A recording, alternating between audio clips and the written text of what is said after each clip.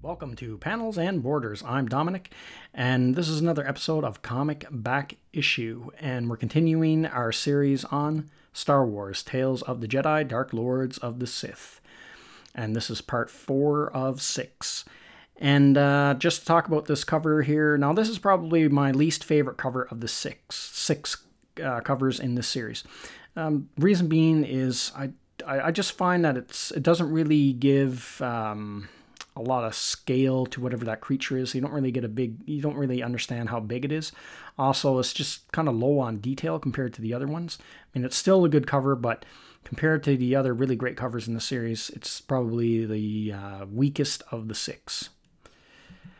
Star Wars Tales of the Jedi, Dark Lords of the Sith. Tom Veitch, Kevin J. Anderson, script, Chris Gossett, pencils, Jordy Ensign, inks, Willie Schubert, lettering, Pamela Rambeau, colors, Hugh Fleming, cover art. Death of a Dark Jedi. Here we have the classic crawl again through space, and basically all this does is just recap what has happened in the previous issues up until this point. And our story starts off with Exar Kun arriving at the Yavin moon. He has learned all he can in the Sith mausoleum on the planet Korriban. And here he comes to Yavin because on Yavin there is the ancient temple of Naga Sadow. Here is where he and his followers came to when they left Korriban because they turned on the Sith Lords. Now, if you're ever wondering why the Sith are called the Sith, it's because the Sith was an actual race. There was an actual race called the Sith, and their home planet was Korriban. Now, Korriban was a natural planet that really resonated strongly with the dark side of the Force. And when the ancient Jedi turned to the dark side and became dark side users, they came to the planet Korriban and actually conquered the Sith race and then proclaimed themselves Lords of the Sith, and that's why the Sith are called the Sith. And here you can see on the cliff top these creatures here. Now these are actual descendants of the followers of Naga Sadow, and Naga Sadow was an actual pure-blooded full Sith. So and a very powerful dark side user himself, and these are his descendants. But these descendants have now mutated and de-evolved over the centuries into these like savage, almost tribe-like creatures. And we can see that they're watching Exar Kun's vessel enter the atmosphere, and they're headed to where it's going to land down. And they're observing Exar Kun as he makes his way towards the temple of Naga Sadow. And Exar Kun is rejecting the help from, Frida Nad's ghost. But Frida Nad warns him about the mutated residents that are the protectors of Naga Sadow's ancient temple. And here they go to attack Exar Kun. Now the Masai are primitive and they lack a lot of intelligence, but they can still tap into the dark side of the Force, and they can actually use the Force to guide these discs that they fire from these odd-looking sling weapons. And they use it to actually take out Exar Kun, because Exar Kun is still cut off from the light side of the Force, as we've seen in the previous issue. Every time he tries to tap into the light side, it is blocked because the dark side of the Force is so heavy in this area.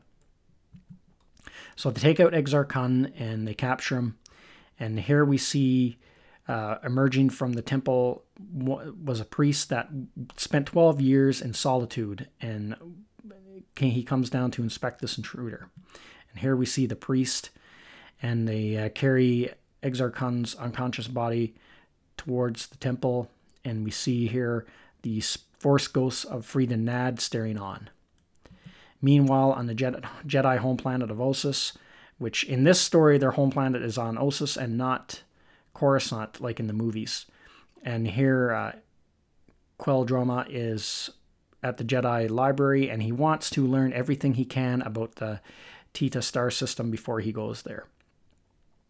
And because his plan is to actually infiltrate the Krath and learn all they know about the dark side and destroy what knowledge they found about the dark side, and then destroy them. And in his mind, that's how he's going to deal with it, because his logic is this way they can avoid a full-scale war and save millions of lives, and in turn completely root out the cancerous knowledge of the dark side that, if left alone, could spread throughout the galaxy. And so, however, the Jedi are still warning him that, you know, he's going down a dark path by trying to learn about the dark side and tap into the dark side. And, you know, even how good his intentions are, he's still at great risk of actually turning to the dark side. So their last-ditch effort to try to convince Ulic not to go on this mission is they have a ancient Sith holocron. And so they play the Sith holocron for him, and it shows images of an ancient Jedi who, like Ulic, decided to learn what he could about the dark side and conquer the dark side from within. But in what ended up actually happening is he ended up turning to the dark side of the Force, and that became his path, and then he killed his own master. Now, Ulic is shocked by this, but he is still not persuaded to abandon his mission. So the Jedi, you know, tell him, you know, we've told you all that we can. Now it's up to you to choose your own path. And Ulic does so. And Ulic says goodbye to his brother Kay, who wants to come along, but he insists that he must go on this path alone. And Nomi Sunrider is seeing Ulic off before he leaves. You can see that bit of a romance brewing between these two Jedi as they kiss here. And we see his space vessel leaving for the Teta star system. And we see Nomi Sunrider crying because she knows that the next time she sees him, he is going to be radically changed. Meanwhile, back on Yavin 4, in the temple of Naga Sadow, Exar Kun is being used as a blood sacrifice along with these other Masai here. Now, Naga Sadow was actually a dark side alchemist and used his alchemy to create all kinds of horrific creatures, and he even had the power to return flesh to the living. Here we see one of his creatures actually emerge, some strange eel-type creatures that starts scooping up guys, and Exar Kun frees himself from that bizarre cross, and now he knows he has to face off against this creature. Meanwhile, on Sinagar, in the capital city of the Krath, Alima is, you know, going through a bunch of public executions here, and just cementing their power. They want to show the people that it is useless to resist their rule, because now some of the carbonite miners have tried to resist, and they're executing a bunch of them to cement their power and, you know, put fear into the people. Now, at this point, Ulic is on the planet. He has infiltrated the planet, but Alima knows he's here. So this is all a bit of a setup. She knows that Ulic is on the planet. Ulic doesn't know this, but she knows that he's on the planet, and she wants to actually confront him because she thinks she can use him for some good. So this guy here, he actually frees himself, and he's going to make an assassination attempt on Alima. And now Queldroma is here on the planet, and he decides that he has to make a choice. Now, he has to make a choice here. He has to either do nothing and maybe Alima will be assassinated, or intervene. Now, his whole logic is it's not enough just to kill these guys. You have to find out what they know about the dark side of the Sith and where they're keeping their knowledge, and destroy that knowledge and then kill them. That's the only way to be certain that the dark side knowledge won't spread throughout the rest of the galaxy. So here Ulic decides to intervene and actually save Alima from the assassin. Now, Ulic hesitates for a second because he knows that this is a line. Once he crosses it, there's no turning back. And so he crosses that line and kills this would-be assassin and saves Alima's life. Little does he know that Alima had planned all of this to work out this way, because she actually wants Ulic to turn to the dark side of the Force, and Ulic is starting to slip over to the dark side more and more. Meanwhile, back on Yavin, Exar Kun is being attacked by this strange creature that was conjured up by Naga Sadow. And still he's cut off from the light side of the Force, and Freedom Nad tells him the only way to save yourself is you have to give in to the dark side. You have to completely surrender.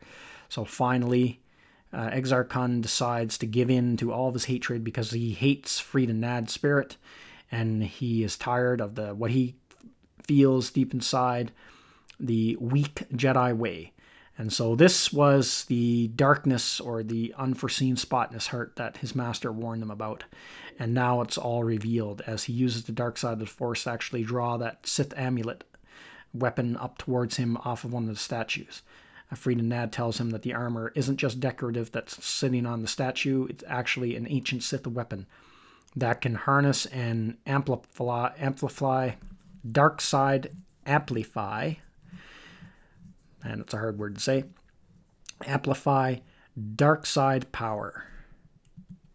So the Sith weapon clamps itself onto him, and he can now speak the same language as the Masai. And he uses the dark side weapon to unleash ferocious dark side energies, and he starts wiping out these guys left, right, and center. He can barely control it. It's so powerful. So this actually amplifies the hatred in him and sends it out in waves of tremendous dark side force. So it kind of looks like it's able to enhance and greatly amplify, I guess, force lightning. I'm not sure if that's what that's supposed to be, but that's just a guess. So he actually uses it, as you can see in the one panel there, to blow a hole right through that creature's head and kill it on the spot. So now all the Masai actually start worshipping Exar Kun.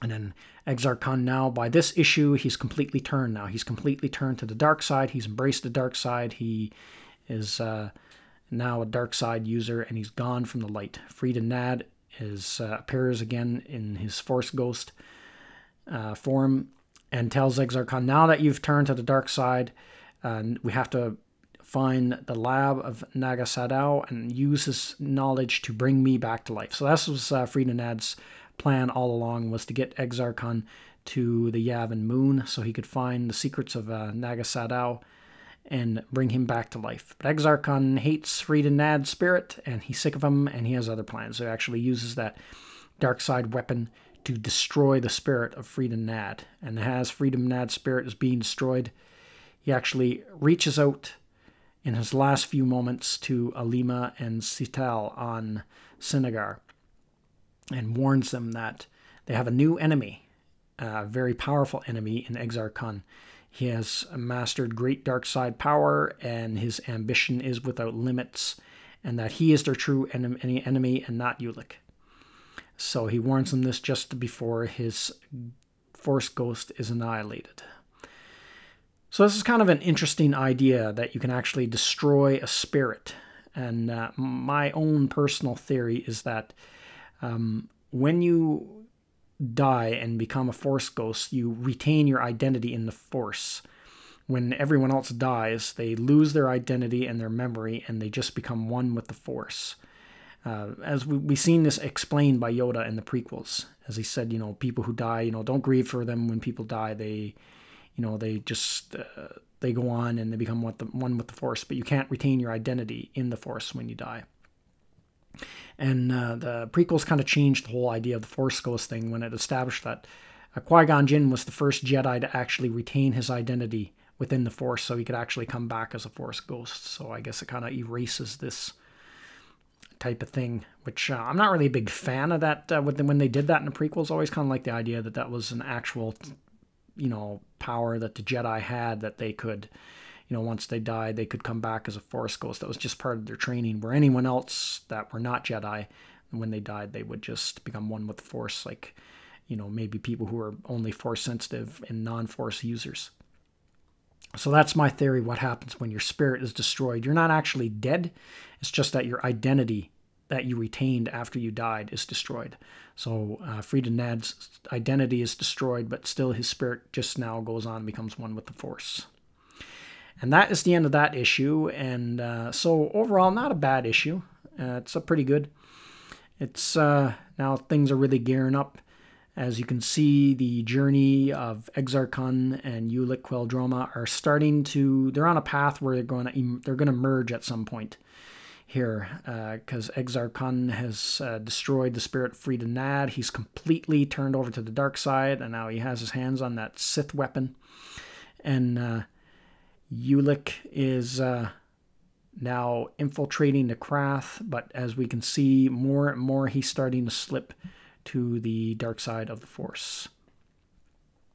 So one thing I want to say about the series, they really handle, I think they really handle Ulic's turning to the dark side better than Exar Kun, because he has some motivation and he's got some, like, he's kind of got some justification for what he's doing. You know, they destroyed his master, and his intentions are good, even though they're leading to a bad place. Where in this comic, Exar Kun he just wants to know about the Sith, and that's it. He's just curious about the ancient Sith, and he wants to learn their secrets, but there's not any reasoning as to why he wants to learn that. That's not really explained. So that's everything I have to say about this issue. Let me know what you think of this comic in the comments section, and you know, do you like this this series? If so, let me know why. If you don't like it, let me know why. And if you want to see more videos like this, give me a thumbs up and subscribe to my channel, and I will see you at the next one.